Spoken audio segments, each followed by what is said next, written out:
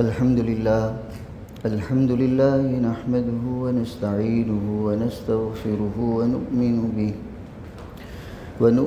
به ونتوكل عليه ونعوذ بالله من شرور أنفسنا ومن سيئات أعمالنا من يهده الله فلا مضل له ومن يضلله فلا هادي له ونشهد أن لا إله إلا الله وحده لا شريك له ونشهد أن سيدنا ونبينا ومولانا محمدا عبده ورسوله أرسله إلى كافة الناس بشيرا ونذيرا وداعيا إلى الله بإذنه وسراجا منيرا صلى الله تعالى عليه وعلى آله وأصحابه وبارك وسلم تسليما كثيرا كثيرا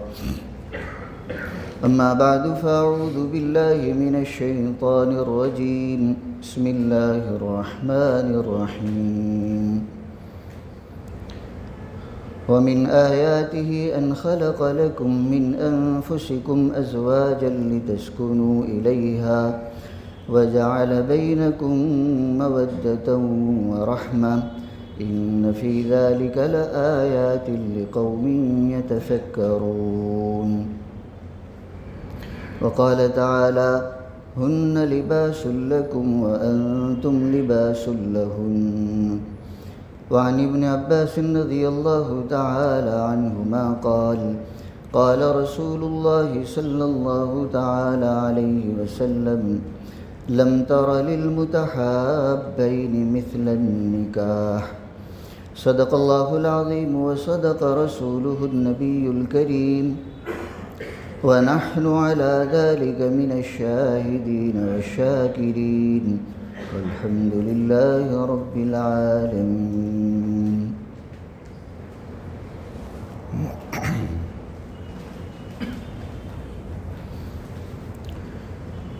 اللہ تعالیٰ نے اس کائنات کو انسان کے لیے بنایا، چاہے آسمان کی چھت ہو، زمین کا فرش ہو،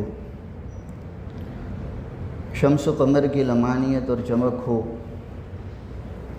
دریا اور نہروں کی فراوانی ہو، اس پوری کائنات کو اللہ تعالیٰ نے انسان کے لیے پیدا کیا اور قرآن میں اس کا اعلان کیا هو الذی خلق لکم ما فی الارض جمیعا.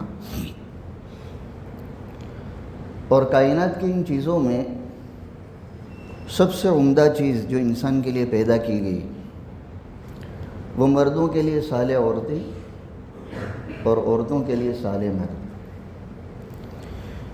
اسی لیے انسان کی فطرت اور اس کی بشریت اس انداز میں رکھی گئی کہ زندگی کا ایک مرحلہ پار کرنے کے بعد مرد کو عورت کی اور عورت کو مرد کی سخت احتیاج اور ضرورت ہوتی ہے،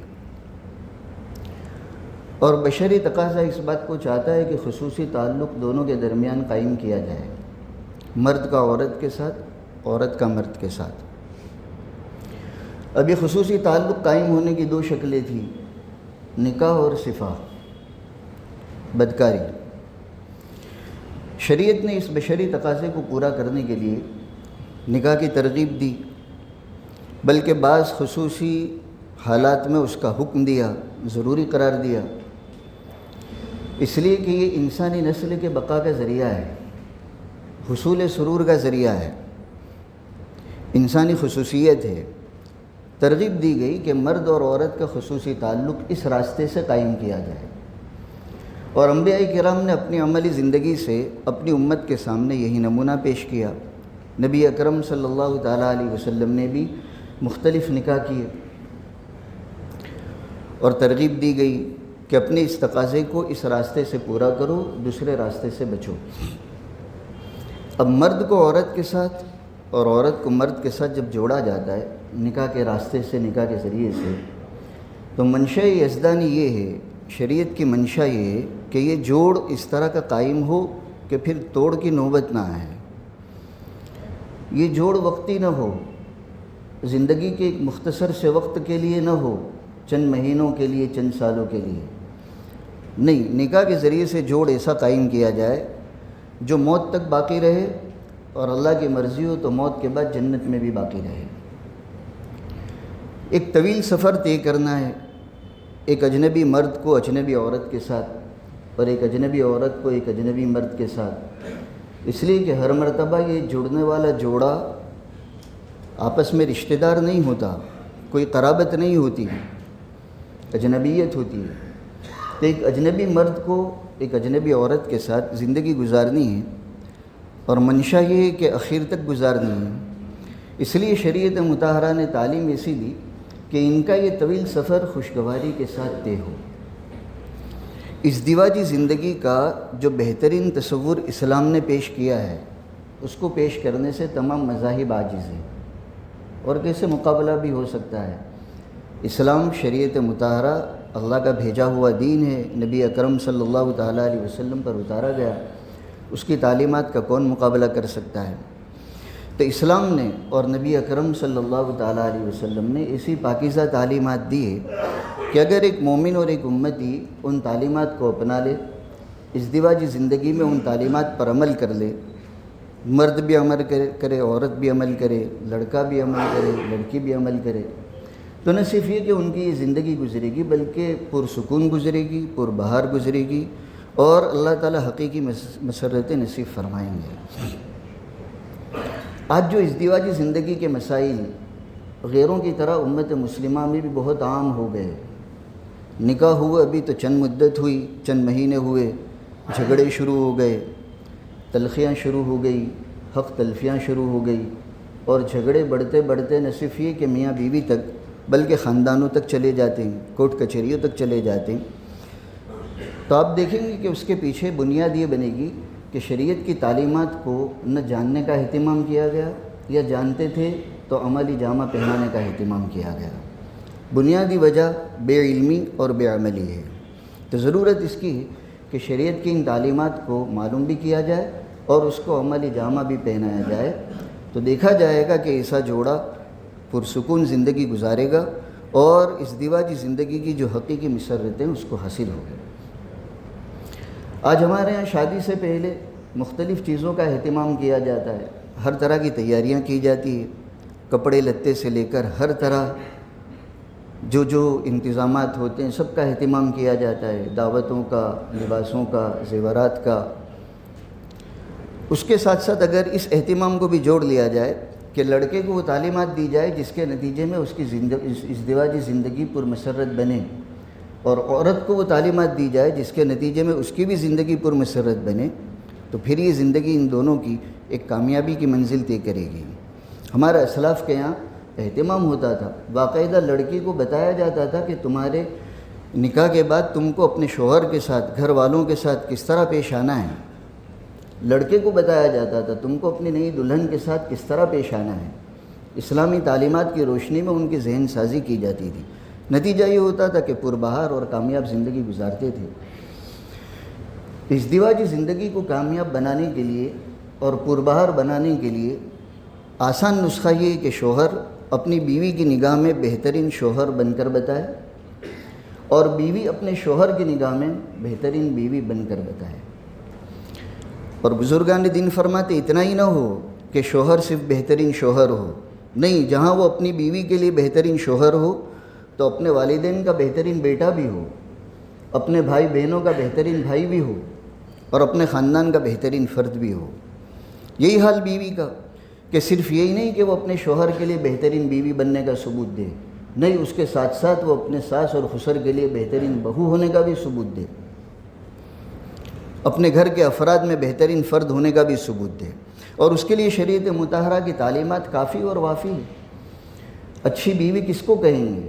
تو نبی اکرم صلی اللہ تعالیٰ علیہ وسلم نے بیوی کی صالحیت کو بھی بیان کر دیا۔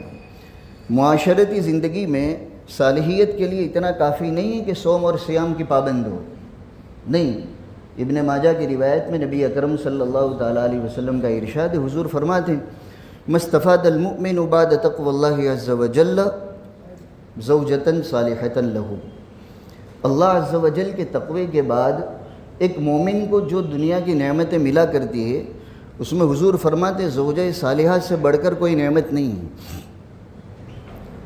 حالانکہ ہم دیکھتے ہیں دنیا میں بے شمار نعمتیں ہیں، دنیا کے مال و منال، اس کے اسباب، لیکن حضور فرماتے کہ اللہ کا تقوی اس کا تو کوئی مقابل نہیں۔ اس کے بعد ایک مومن کو جو نعمتیں دنیا کی ملا کرتی ہے، اس میں اچھی بیوی سے بڑھ کر کوئی نعمت نہیں۔ صالح بیوی کا ملنا دنیا کی بہت بڑی نعمت ہے، لیکن صالح بیوی کس کو کہیں گے؟ نبی اکرم صلی اللہ تعالیٰ علیہ وسلم نے اس کی ڈیفینیشن خود بیان کر دی ہے، اور یہ اچھا ہی ہوا، ورنہ ہما شما تو پتہ نہیں کتنی باتیں پیش کرتے ہیں۔ کوئی کہتا صالح بیوی وہ ہے جو رات بھر نفل پڑھے، دن بھر روزے رکھے۔ نبی اکرم صلی اللہ تعالیٰ علیہ وسلم نے معاشرتی زندگی میں صالحیت کو جو بیان کیا تو آپ فرماتے ان امرہا اطاعتہ وَإِن نَظَرَ إِلَيْهَا سَرَّتْهُ وَإِن أَقْسَمَ عَلَيْهَا أَبَرَّتْهُ وَإِن غَابَ عَنْهَا حَفِظَتْ فِي مَالِهِ وَنَفْسِهَا أَوْ كَمَا قَالَ۔ چار چیزیں آپ نے بیان فرمائی۔ ازدواجی اور معاشرتی زندگی میں عورت کی صالحیت یہ ہے کہ اگر اس کا شوہر اس کو کسی بات کا حکم دے اور وہ شریعت کے خلاف نہیں ہے تو بیوی اس کی اطاعت کرے۔ یہ پہلا نمبر ہے۔ یہ تعلیم دینی چاہیے لڑکیوں کے والیوں کو کہ تم جس گھر میں جاؤ گی خاندان میں اونچ نیچ تو پیش آتی ہے، لیکن تمہارا شعار یہ ہو کہ اطاعت تمہارے مزاج میں بن جائے، کسی بات کا حکم ملے شوہر کی طرف سے، شوہر کے گھر والوں کی طرف سے، اس کی اطاعت ہو، ہاں اللہ کی مرضی کے خلاف نہ ہو۔ پہلے ہی نمبر پر آج ہم دیکھتے ہیں کہ بہت سی لڑکیاں ہماری بچیاں فیل ہو جاتی ہیں۔ اکثروں کا مزاج اطاعت کا اور ماننے کا نہیں ہوتا، منوانے کا ہوتا ہے۔ میں جو کہوں شوہر وہ مانے، میں جو کہوں ہماری ساس اور ہمارا خسر وہ مانے، ہمارے گھر کے افراد میں جو کہوں وہ مانیں۔ بہت سے جھگڑوں کی بنیاد یہی ہوتی ہے کہ وہاں عورت کو مزاج ماننے کا نہیں سکھایا گیا، منوانے کا بنا ہوا ہوتا ہے، جبکہ نبی اکرم صلی اللہ تعالیٰ علیہ وسلم فرماتے ہیں کہ عورت کی صالحیت یہ ہے کہ اس کو اگر کسی بات کا حکم دیا جائے، شوہر حکم دے تو وہ مانے، اطاعت اس کا مزاج ہو۔ دوسری خوبی حضور فرماتے ہیں کہ صالحیت کے لیے کہ اس کا شوہر جب اس پر نظر کرے تو اس کو خوشی ہو، شوہر کی نظر حصول مسرت کا ذریعہ بنے۔ آج ہمارے سماج میں اس میں بھی کمی آ گئی۔ شوہر کی نظر پڑے گی تو مسرت کب ہوگی؟ جب عورت اپنے آپ کو اچھی حالت میں رکھے گی، بن سور کر رہے گی، خوشبو مہکتی ہوگی تو شوہر کی نظر پڑے گی، قریب ہوگا تو اس کو خوشی ہوگی۔ ہمارے یہاں معاملہ برعکس ہو گیا، عورتیں باہر جاتی ہیں تو اپنے آپ کو اس انداز میں بناؤ سنگار کر کے جاتی ہے کہ دوسروں کی نظر میں وہ اچھی لگتی ہے، دوسری عورتوں کی نظر میں، بلکہ اللہ معاف کرے پرائے مردوں کی نظر میں، جبکہ نبی اکرم صلی اللہ تعالیٰ علیہ وسلم صالحیت کا معیار یہ بتا رہے ہیں کہ وہ گھر میں اس انداز میں رہے کہ اس کا شوہر جب اس کو دیکھے تو اس کو مسرت ہو، اپنے آپ کو ٹھیک ٹھاک رکھے۔ یہ بننا اور سنورنا شوہر کے حقوق میں سے ایک حق ہے۔ یہ نہیں کہ گھر میں تو خستہ حالت میں رہے اور باہر نکلنے کی نوبت آئے تو بن سور کر نکلے، یہ شریعت کے منشا کے خلاف ہے۔ نمبر 3، حضور فرماتے عورت کی صالحیت معاشرتی زندگی میں یہ بھی ہے کہ اس کی اطاعت اور اس کی فرما برداری شوہر کے معاملے میں اتنی بڑی ہوئی ہو کہ اگر شوہر کسی بات پر قسم کھا لے اپنی بیوی کے معاملے میں تو شوہر اس کو قسم میں پوری کرا، اس کو پار کرا دے، قسم میں بار بنا دے، قسم اس کی پوری ہو جائے، ہانس ہونے کی نوبت نہ آئے۔ شوہر نے قسم کھا لی کہ میری بیوی تو خدا کی قسم ایسی ہے کہ میری اجازت کے بغیر کبھی گھر کے باہر بھی نہیں جاتی اور نہ جائے گی۔ بیوی کو پتہ چلا کہ ہمارے بارے میں شوہر نے قسم کھا رکھی ہے کہ خدا کی قسم میری بیوی میری مرضی اور اجازت کے بغیر باہر نہیں جائے گی، تو بیوی کا یہ مزاج ہونا چاہیے کہ اپنا آپ کو ایسا بنا لے کہ شوہر کی قسم ٹوٹنے کی نوبت نہ آئے۔ آج تو الٹا ہو جائے گا، اچھا ایسی قسم کھائی ہے، کل نہیں آج ہی کفارے کا پابند بنا دیں۔ نبی اکرم صلی اللہ تعالیٰ علیہ وسلم فرماتے نہیں، بیوی ایسی ہونی چاہیے کہ اگر شوہر کسی بات پر قسم کھا لے تو بیوی اس کو قسم میں بار بنا دے، قسم پوری کر دے۔ اور نمبر 4 حضور فرماتے ہیں کہ بیوی کی صالحیت یہ بھی ہے کہ اگر اس کا شوہر اس کو چھوڑ کر غائب ہوا ہے، سفر میں گیا ہے، دینی سفر میں ہو یا دنیاوی سفر میں ہے، تو بیوی کی امانت داری یہ ہو کہ کہ اس کی خیانت نہ اپنی ذات میں ہو اور اس کی خیانت نہ شوہر کے مال میں ہو۔ یہ ہے صالحیت، یہ شریعت کی تعلیمات ہے جس سے ہمیں واقف ہونا ہے اور اپنے بچوں کو واقف کرانا ہے۔ لڑکی کے گھر والوں کو لڑکی کو واقف کرانا چاہیے اور لڑکے کے گھر والوں کو لڑکے کو واقف کرانا چاہیے کہ ازدواجی زندگی جو تم شروع کرنے جا رہے ہو، زندگی کا ایک نیا موڑ اپنانے جا رہے ہو، یہ خوشگوار کیسے بنے، عمدہ کیسے بنے، زندگی بھی گھر کا ساتھ عمدگی کے ساتھ کیسے رہے، اس کے لیے ان تعلیمات پر عمل کیا جائے۔ یہ تو حضور سے منقول ہے۔ بزرگان دین اور 4 چیزیں بھی فرماتے ہیں کہ اگر یہ بات لڑکی میں پیدا ہو جائے تو ازدواجی زندگی خوشگوار بن سکتی ہے۔ نمبر 1، اس کی آنکھوں میں حیا ہو، دل حیا سے لبریز ہوگا تو اس کے اثرات آنکھوں سے ٹپکیں گے۔ نمبر 2، اس کی زبان میں شیرینی ہو، آج کل بہت ضرورت ہے اس کی، اس لیے کہ عورتیں زبان کے معاملے میں بڑی تیز ترار ہوا کرتی ہیں۔ ٹکڑے کر دینا دل کے، شوہر صبح اپنے کام پر جا رہا ہو تو اس کا مزاج دن بھر کے لیے کیا ہفتے بھر کے لیے خراب کر دینا بہت معمولی بات ہو گئی۔ تو ازدواجی زندگی کی خوشگواری اس وقت بنے گی جب عورت کی آنکھوں میں حیا ہو، اس کی زبان میں شیرینی ہو، اس کے دل میں نیکی ہو اور اس کے ہاتھ اور پیر کام کاج والے ہوں۔ یہ ہے صالحیت اور عمدہ ہونا۔ تو آج کی لڑکیاں اور ہماری بچیاں اگر اپنے آپ کو ان خوبیوں کا، ان عادات کا پابند بنائیں گی جو نبی اکرم صلی اللہ تعالیٰ علیہ وسلم نے ارشاد فرمائیں اور جو بزرگان دین نے تجربے کی روشنی میں امت کو بتلائی، تو یہ بیوی اچھی بیوی بننے کا ثبوت دے گی، شوہر کی نگاہوں میں وہ اچھی بیوی کہلائے گی۔ یہی حال دوسری طرف سے کہ شوہر بھی اپنے آپ کو ایسا پیش کرے کہ بیوی کی نگاہوں میں وہ اچھا شوہر کہلائے، اور اچھے شوہر ہونے کے لیے اللہ تعالیٰ کی اطاعت اور اس کی فرما برداری جیسے ضروری ہے، اسی طرح کچھ معاشرتی اصول ہے، کچھ معاشرتی سلوک ہے جس کا پابند ایک شوہر کو ہونا چاہیے، اور ان اصول اور ان سلوک کا وہ پابند بنے گا تو ازدواجی زندگی خوشگوار بنے گی۔ اس میں نمبر 1، محبت کا ثبوت دے۔ حکیم لقمان جو مشہور ہے اور جن کے نام سے قرآن کریم میں پوری سورت بھی ہے اور جن کی حکمت کی باتیں بہت مشہور بھی ہیں، اللہ تعالیٰ نے ان کو طویل عمر بھی عطا فرمائی تھی۔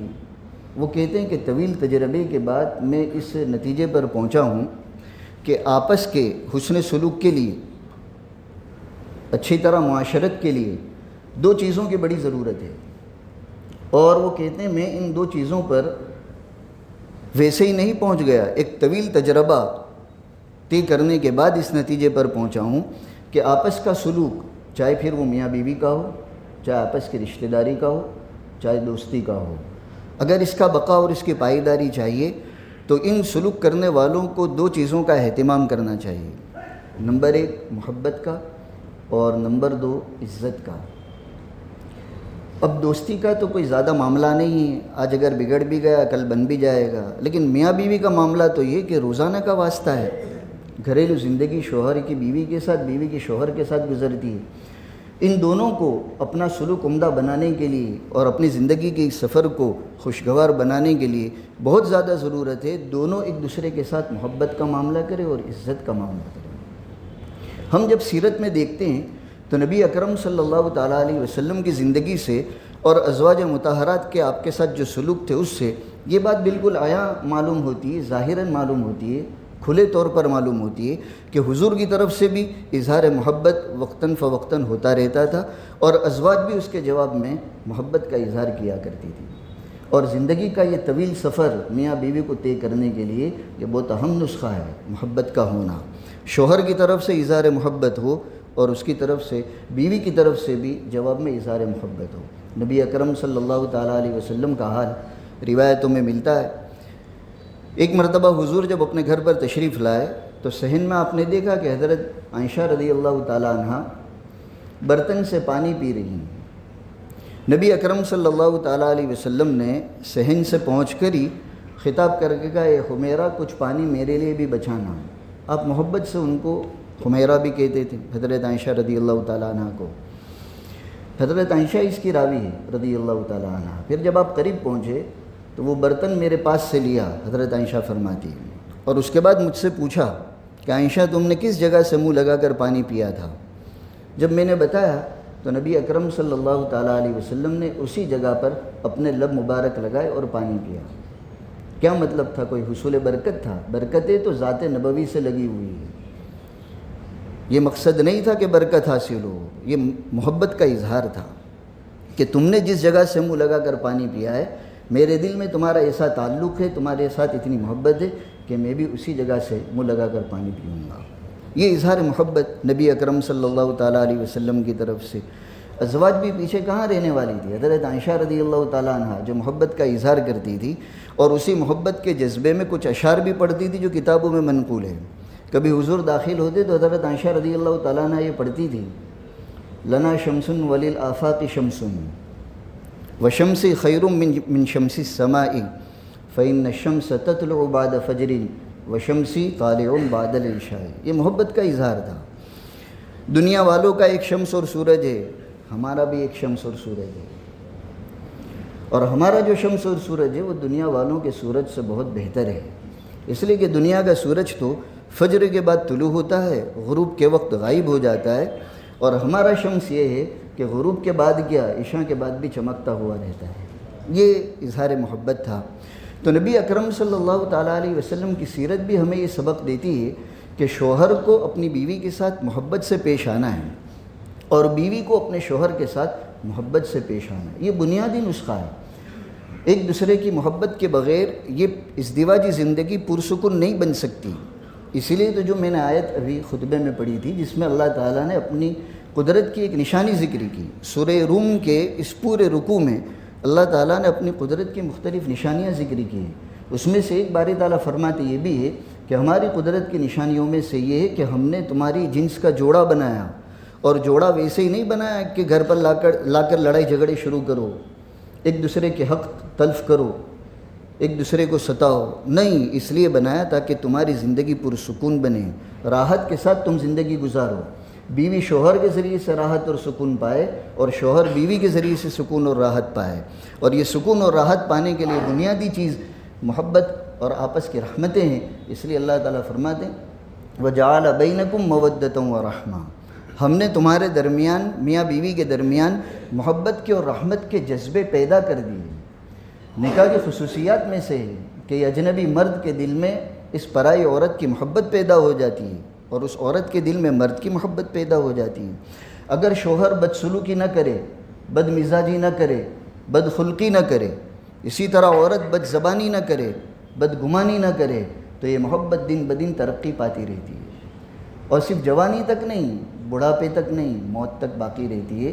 بلکہ تجربہ مجربین کا یہ بتاتا ہے، جنہوں نے تجربے کی روشنی میں جو باتیں لکھی اور بیان کی، کہ جوں یہ سفر آگے بڑھتا جاتا ہے محبتیں بڑھتی جاتی ہیں. جوانی میں چاہے شہوت کا غلبہ ہو ان میاں بیوی کے درمیان، بڑھاپے میں یہ مغلوب ہو بھی جائے تب بھی شفقت بڑھتی رہتی ہے. اور اللہ تعالیٰ اس محبت کو اس نتیجے تک پہنچا دیتا ہے کہ شوہر کو بیوی کے بغیر اور بیوی کو شوہر کے بغیر نہیں چلتا. تو اس ازدواجی زندگی کو پرمسرت بنانے کا بنیادی جو نسخہ ہے آپس کی محبتیں ہیں. نبی اکرم صلی اللہ تعالیٰ علیہ وسلم نے اپنی عملی زندگی سے بھی اس کا ثبوت دیا اور اپنے قولی ارشادات سے بھی، جو میں نے حضرت عبداللہ ابن عباس رضی اللہ تعالیٰ عنہما کے حوالے سے جو روایت پیش کی، اس میں حضور ایک صحابی کو مخاطب بنا کر یہی کہہ رہے ہیں لم تر للمتحابین مثل النکاح. اے مخاطب، نکاح کے جیسے محبت کرنے والے دو شخصوں کو تو نہیں دیکھے گا. دو دوستوں میں جو محبت ہوتی ہے، دو تعلق والوں میں جس نوع کا جو تعلق ہوتا ہے، میاں بیوی کا جو تعلق ہے اور اس تعلق کی بنیاد پر جو محبت پیدا ہوتی ہے، اس کا مقابلہ اور کوئی نہیں کر سکتا. یہ تو آج میاں بیوی چونکہ اسلامی تعلیمات پر عمل نہیں کرتے، اس لیے اللہ تعالیٰ نے اس نکاح کے ثمرے کے طور پر جو مودت اور رحمت پیدا کی وہ ختم ہو جاتی ہے. بدخلقی ہوگی تو محبت کیسے باقی رہے گی؟ شوہر اگر بات بات پر غصہ کرنے لگے گا، مزاج بگاڑنے لگے گا، بدخلقی کرے گا، تحمل اور بردباری سے پیش نہیں آئے گا، تو محبت کب تک باقی رہے گی؟ تو شوہر کو بھی اپنا آپ کو ایسا پیش کرنا ہے کہ وہ بیوی کی نگاہ میں بھی اچھا شوہر بنے، محبت کا اظہار ہو، تحمل مزاجی ہو، بدگمانی سے اور منفی سوچ سے بچا جائے. ہاں، یہ بھی آج کل بڑا عالمیہ ہو گیا. علماء کرام یہ بھی فرماتے ہیں مرد کو بھی چاہیے کہ نیگیٹو سوچ سے اپنے آپ کو بچائے، منفی سوچ سے بچائے، اور عورت کو بھی چاہیے کہ منفی سوچ سے اپنے آپ کو بچائے. آج جن کی ازدواجی زندگیاں تلخی کا شکار ہے، یا یہ جوڑ جو توڑ سے بدل چکا ہے، اس کے پیچھے جب اسباب اور عوامل دیکھے جاتے ہیں تو اکثر و بیشتر یہ نظر آتا ہے یا تو بیوی کی طرف سے بدگمانی یا بدزبانی، اور یہی حال شوہر کی طرف سے بدخلقی اور بدگمانی۔ اگر شوہر اپنی بیوی کے بارے میں منفی سوچ رکھے گا، نگیٹو سوچ، تو یہ شک شبے تک معاملہ لے جائے گا۔ اور آج کل تو موبائل کا دور ہے، اس کا فون کیوں آیا، اس کا میسیج کیوں آیا۔ خیر، اپنے آپ کو نافرمانی سے تو بچانا چاہیے، لیکن اگر یہی مزاج شوہر کا بن گیا کہ یہ فون کیوں آیا، یہ میسیج کیوں آیا، منفی سوچ اگر بن گئی تو یہ سوچ آدمی کو شک شبے تک لے جاتی، اور یہ شک شبہ میاں بیوی کی زندگی میں اتنا خطرناک عنصر ہے، اتنی خطرناک بیماری ہے کہ اس کے ہوتے ہوئے سکون اور اس کے ہوتے ہوئے خوشگواری کبھی قائم نہیں ہو سکتی، اور یہی بدگمانی منتج بنتی ہے اور پہنچاتی ہے فراق تک اور جھگڑوں تک۔ اللہ اس سے بچائے۔ بہرحال آج اس نکاح کی مجلس کی نسبت سے پیغام یہی ہے کہ شوہر اپنے آپ کو نہ صرف یہ کہ بیوی کے لیے اچھا شوہر بنائے، بلکہ گھر کا اچھا فرد بنائیں، ماں باپ کا اچھا بیٹا اپنے آپ کو بنائیں، اور بھائی بہنوں کے لیے اچھا بھائی بنائیں۔ یہی حال بیوی کا ہونا چاہیے کہ وہ صرف شوہر کے لیے اپنے آپ کو صرف اچھی بیوی بنانے تک محدود نہ رکھے، اس کے ساتھ ساتھ ساس خسر کے لیے اچھی بہو بھی بنے اور گھر کا اچھا فرد بھی بنے۔ تفصیلات کے لیے کہ اور اچھے بننے کے لیے کن حقوق کی ادائیگی کا اہتمام کرنا چاہیے، کس حسن سلوک کی ضرورت ہے، اسلامی تعلیمات اس سلسلے میں کافی وافر مقدار میں موجود ہے۔ اہل علم سے اور جانکاروں سے معلوم کر کے اپنی زندگی کے سفر کو پائے تکمیل تک پہنچانا چاہیے۔ اللہ تعالی ہم سب کو اس کی توفیق اور سعادت نصیب فرمائے۔